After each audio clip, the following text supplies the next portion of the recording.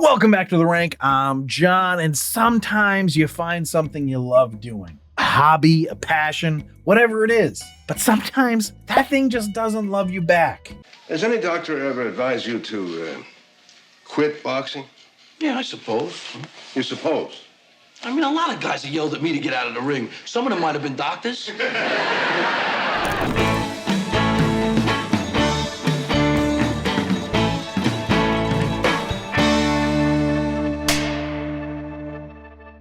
It's time to dive into episode 12 of the third season, Out of Commission. Now, when I read the title of this episode, I thought it would be about some kind of commission sales job or something. But no, it's a Tony Banta boxing episode. Historically, those have been decent, so I was pretty ready to enjoy it. And so we open up at the world's most famous arena, Madison Square Garden. I'm sort of ashamed to say it that I've only been to MSG twice in my life. Once for a Rangers game and once for a Knicks game. And both were a lot of fun. Way more fun than it looks like Tony's having. We open it up with him mostly being just carried into the locker room, and he's asking Alex what happened, and Alex is like, he came out and hit you with a left hook. And then Tony's like, then what? Describe the whole fight to me. And Alex says, I just did. And that sort of encapsulates this entire episode. Just sort of carrying you along because you're into the characters, but not really giving you anything that's super new or different from what they've done before. Tony's a bad boxer, which we all know. But this time someone's gonna finally step up and do something about it. After he gets fleeced by his manager, who gives him $350 and then takes out like all but $20 of it for like doctor fees and locker fees and whatever other fees. The doctor's gonna come in and essentially tell Tony that he's too bad of a boxer to continue. We actually get to find out Tony's record, which is 8-24. Surprised there was 8 wins. And 14 of those 24 losses have been by knockout. This is not good. And the doctor's basically like, I think if you keep fighting, you're gonna be in for some serious brain damage. Plus, he didn't like how Tony responded to him in the ring. But Tony takes umbrage with that because, as he says, you only asked me my name. And then another obvious but fun joke. The doctor says, and you got it wrong. The good joke, though, was the one that follows that Tony gives. But once you told me what it was, I recognized it.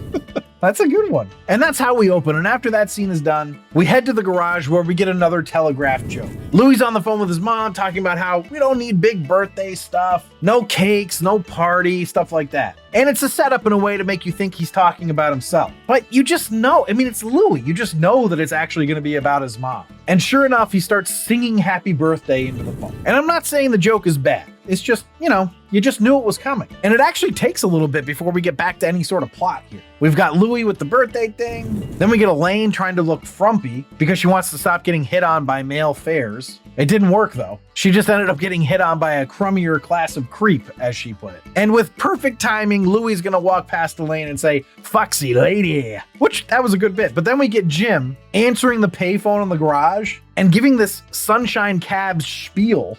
For some reason, I've never seen anybody answer the phone like that there. He does the spiel for a while, and then he hangs up and the phone rings again and he's like, can somebody else please get that? I'm exhausted. So Bobby answers it. And this is the call that's gonna get us back onto the plot. It's Dr. Webster, and he's calling to inform Tony that they're revoking his boxing license. And honestly, I kind of wish the sport actually worked that way. I used to train, and one of the guys I trained with back then, he ended up going pro. Now, I haven't seen him in a long time, like, I don't know, 15, 16 years at this point. But our old trainer, who I have talked to, told me that he's basically like blind in one eye and kind of crazy now. So someone should have stopped him sooner. So Tony's lucky that someone was looking out for him. Of course, he doesn't see it that way. He wants to keep fighting. Even though Elaine says that she's glad that he can't keep boxing. She thinks it's an awful sport. Bobby even tells Tony, you're not very good at it. So it's probably a good thing. But Tony's like, I know I'm not good at it. I don't care. He just loves the sport. I mean, without boxing, he's just a cab driver. A lousy cab driver.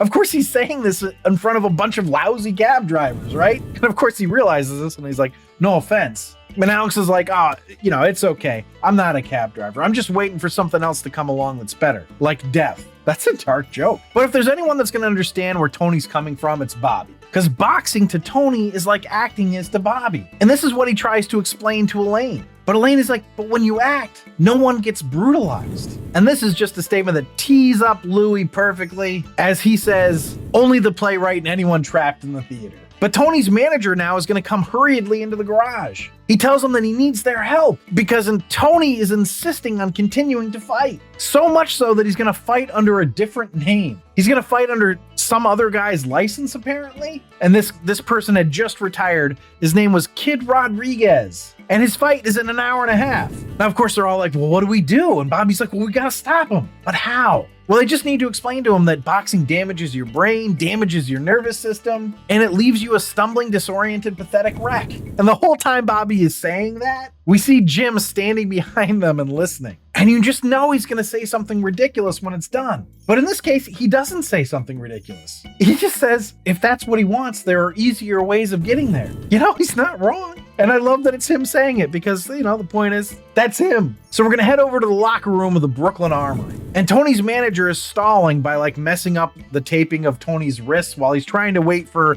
the crew from the garage to show up. And then they finally do get there, but are surprisingly ineffective at trying to convince Tony not to fight. Alex even says at one point, let me talk to him alone. And you expect that to work, right? Because it's Alex. But it doesn't. Tony just heads to the ring and Alex is following him. He even jumps into the ring and continues to try to convince Tony not to fight. Now, I know it's not like a Madison Square Garden event or anything, but I'm pretty sure that they would have dragged him out of the ring. Just saying. Throughout the entire opening of the fight, he's working on Tony. Actually, during the opening handshake, he's standing right there next to Tony as the opponent says something in Spanish to Tony.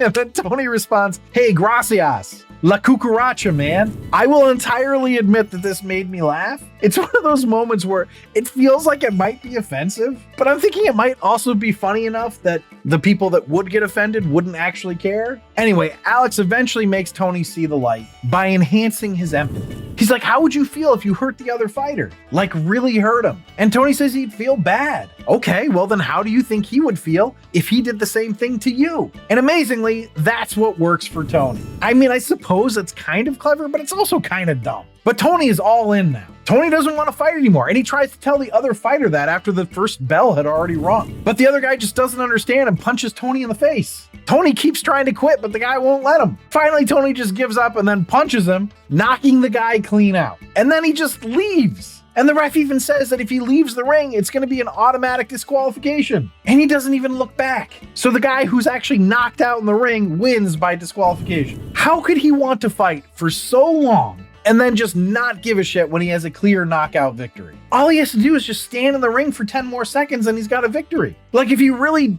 just wanted to leave, then he didn't even have to tell the other fighter that he wanted to not fight anymore. He could have just walked out then and be disqualified. Well, whatever. That's not what he does. He goes back to the locker room and tells Alex that he's going to take all of his winnings over the years of boxing and buy a new suit. Then we see him hang up his gloves and his fake mustache, and the episode ends. Let's find out how it ranks.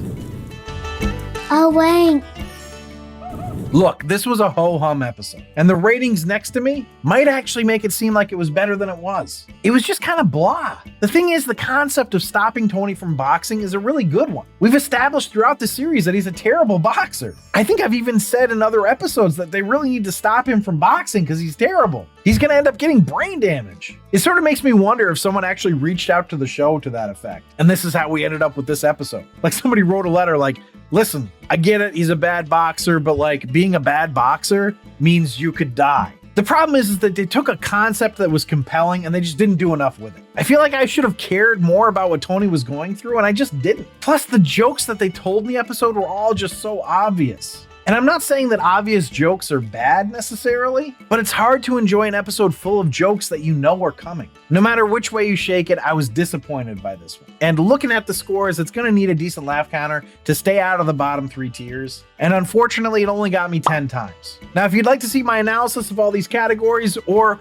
which jokes actually made my laugh counter, you can check that out on my Patreon page at patreon.com/therankpodcast. You don't have to become a paying member to see that, just a free member. But there you have it, a grand total of 27, which makes it a mediocre. This puts it as the 33rd best episode of Taxi out of the 58 I've ranked so far. And if you want to see the full episode rankings, you can check out my website at therankpodcast.com. But as for the series average, it's at a 27.5. 0.71, which keeps it as mediocre. And if you're ranking along with me, drop your scores in the comments. I'd be curious to see where you're all at. But thanks for listening and or watching. Check out my other taxi ranking episodes or any of my other sitcom or movie ranking episodes on this channel. Remember to like, comment, and subscribe. If you want to reach out to me directly, you can reach out at info or john@therankpodcast.com. But I'll leave you with this. Why did Tony never get married? Why is that? Because he retired from the ring.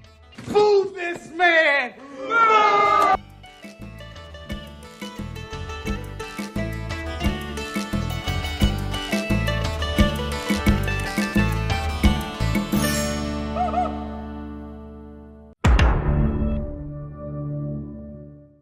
I'm sort of almost I'm almost ashamed. I'm sort of almost ashamed. I'm ashamed to say it. I was a different and now I'm ashamed. He's clinically insane.